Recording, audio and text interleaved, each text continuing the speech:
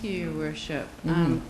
Councillor Hamtak tried to move a motion, then he explained it. It was ruled out of order, but then he explained it. And I'm just asking you to, can you rule again with respect to his clarification? Do you feel it's still out of order if he were to put it on the floor? So the motion was passed to receive the operational budget as we had gathered it. Now, Councillor Hamtak to put a freeze or to refer it to F&A? Yeah, but I'm just getting clarification. That's what Councillor Billings is asking for. Mrs. Giles? Your Worship, the reason that I suggested that it was contrary to the motion that was passed is because the budget was passed with the staffing dollars in it. And then to immediately put on a hiring freeze after you've approved.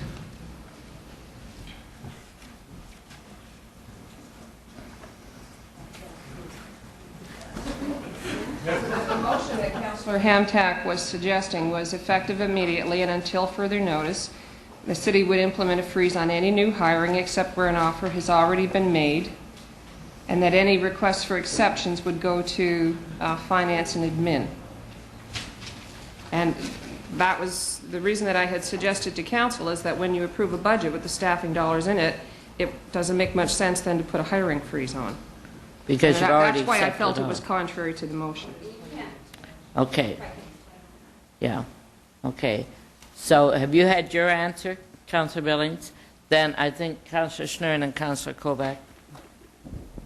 Well, Madam Mayor, I believe a motion like that is in fact in order. And if there were dollar savings at the end of the year because of it, those would go into our rate stabilization. If we cancel a project, if we get fuel cheaper than we thought, that still should be able to happen. According to this ruling, we still have to pay 80 cents a litre for gas, whether it is that or not.